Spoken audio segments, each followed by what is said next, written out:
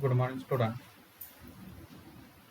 आपण शेवटच्या लेक्चरला जो डिफरन्शियल इक्वेशन जो चॅप्टर आहे त्यामध्ये फॉर्मेशन ऑफ डिफरन्शियल इक्वेशन, एखादं कर्वचं इक्वेशन दिलेलं असेल तर त्यापासून डिफरन्शियल इक्वेशन कसं तयार करायचं आपण पाठीमागच्या लेक्चरला पाहिलेलं आहे. परंतु काही असे वर्डिंगमध्ये पण एक्झाम्पल तुम्हाला विचारू शकतात. हा तर एक्झाम्पल आहे, असे एक्झाम्पल परीक्षेला 3 मार्क्ससाठी विचारू शकता. Form the differential equation of family of a lines having the intercepts A and B on the coordinate axis respectively. अशा टाईपचं एक्झाम्पल 2 मार्क्ससाठी 3 मार्क्ससाठी परीक्षेला विचारू शकतो. मग सोल्युशन कसे लिहायचं? Solution the equation of family of a curves किंवा लाईन्स, कर्व किंवा लाईन म्हणा, curves having intercept A and B on the coordinate axis is given by x upon A plus y upon B is equal to 1. जे लाईनचं equation आहे, double intercept form जो आहे तो आपल्याला माहित पाहिजे.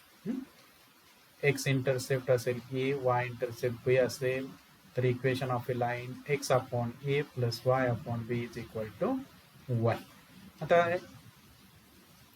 हे जे कर्वचं इक्वेशन आहे, या कर्वच्या इक्वेशनमध्ये किती पॅरामीटर आहे? 2 पॅरामीटर आहे. मग याला डिफरन्शिएट किती टाइम करायचं? तर 2 टाइम्स. मग करूया आपण. Differentiate with respect to x. एक्सचा डेरिव्हेटिव्ह 1 म्हणून 1 अपॉन ए प्लस वायचा डेरिव्हेटिव्ह dy बाय dx म्हणून 1 upon b into dy by dx is equal to 0. आता अगेन डिफरन्शिएट करूया. Again differentiate with respect to x. Therefore 1 upon a constant आहे, it's derivative 0. 1 upon b into dy by dx चा derivative d2y by dx square. Therefore 1 upon b into d2y by dx square equal to 0. हा बी जो आहे left साईडला तो divide आहे, right साईडला multiply होईल. 0 इंटू बी म्हणजे 0 0. Therefore d2y by dx square is equal to 0 which is required differential equation. असे एक्झाम्पल परीक्षेला विचारू शकता. त्याचा क्वेश्चन नंबर 3 आहे, find the differential equation of all parabolas having length of latus rectum 4a and axis is parallel to the x-axis. Axis जो आहे पॅराबोलाचा तो कशाची पॅरलल आहे? तर एक्स ॲक्सिसची पॅरलल आहे. मग अशा टाईपचं पॅराबोला जो आहे त्याचं इक्वेशन काय आहे ते आपण सुरुवातीला करूया. दी सोल्युशन लिहिताना याच्यामध्ये सेंटेन्स जे आहे ते लिहायचंय.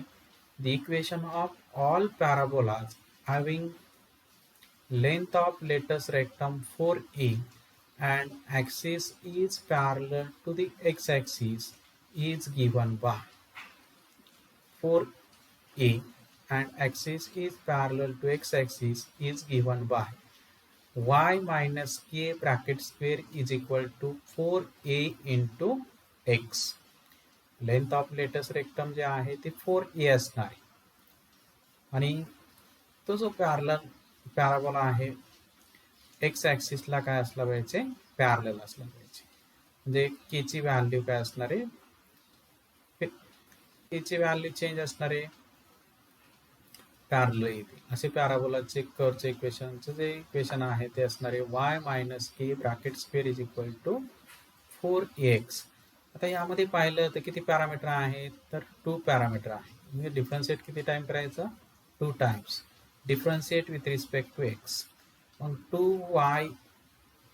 into y minus k into y minus k चा डेरिव्हेटिव्ह, y चा derivative dy by dx, k चा derivative 0 is equal to x चा डेरिव्हेटिव्ह 4a.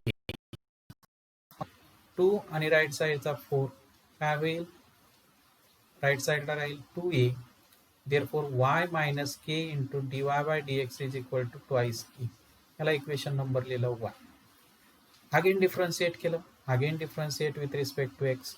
देअरफॉर लेफ्ट साइडला product rule, y minus k into d2y by dx square plus dy by dx into derivative of y minus k चा derivative dy by dx and dy by dx into dy by dx brackets square. आता हे equation y minus k into d2y by dx square plus dy by dx bracket square. Therefore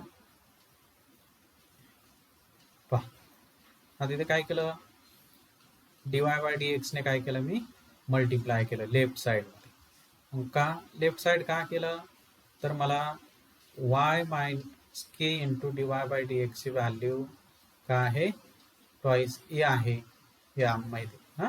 म्हणून y minus k into dy by dx into d2y by dx plus dy by dx bracket q is equal to 0.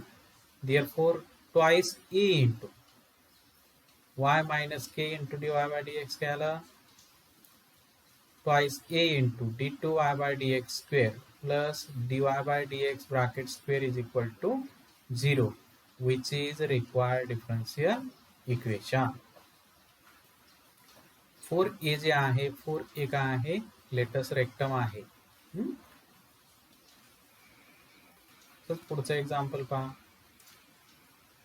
Third number, question number 5. Form the differential equation of family of a lines parallel to the line 2x plus 3y plus 4 is equal to 0. या लाईनला ज्या parallel lines आहेत अशा family of A lines असणारे त्या family of a लाईन्सचं differential equation आपल्याला find करायचं. आता या लाईनला पॅरलल म्हणजे एक्सचा कोएफिशियंट आणि वायचा कोएफिशियंट सेम असणारे, फक्त हा कॉन्स्टंट चेंज होणार. मग अशा लाईनचं इक्वेशन, या लाईनला पॅरलल इक्वेशन काय असणार आहे ते पाहूया. मग ती equation of family of lines parallel to the line 2x plus 3y plus 4 is equal to 0 is given by 2x plus 3y plus c is equal to 0. x चा कोएफिशियंट सेम असणार, y चा coefficient same असणार, फक्त constant change होणार. हे equation of family of A lines.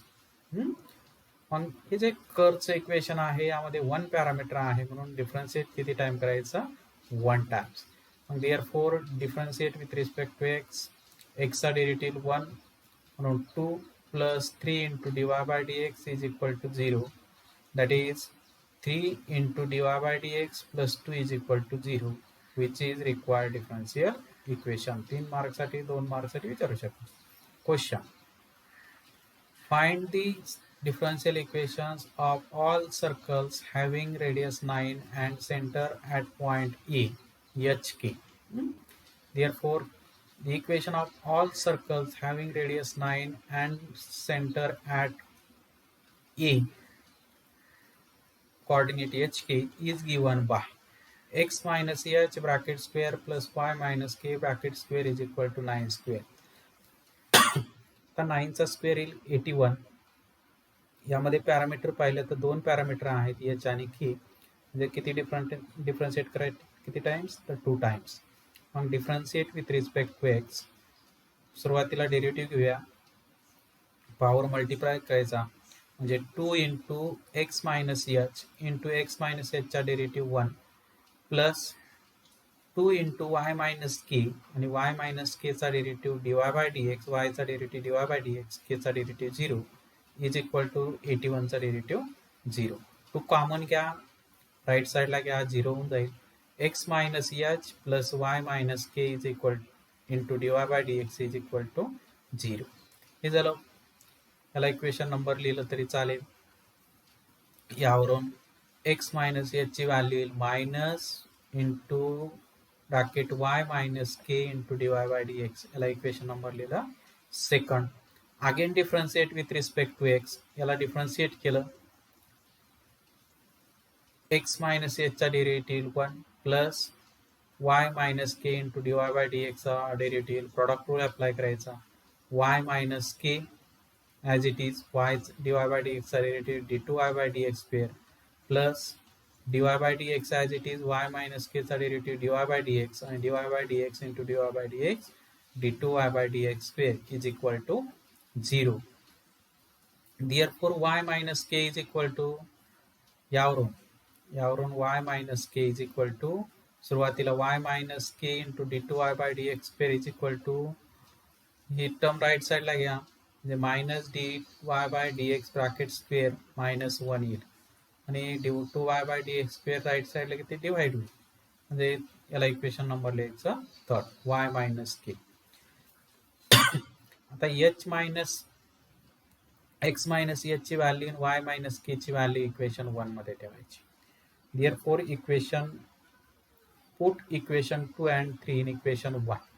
H minus x minus h bracket square plus y minus k bracket square is equal to 81.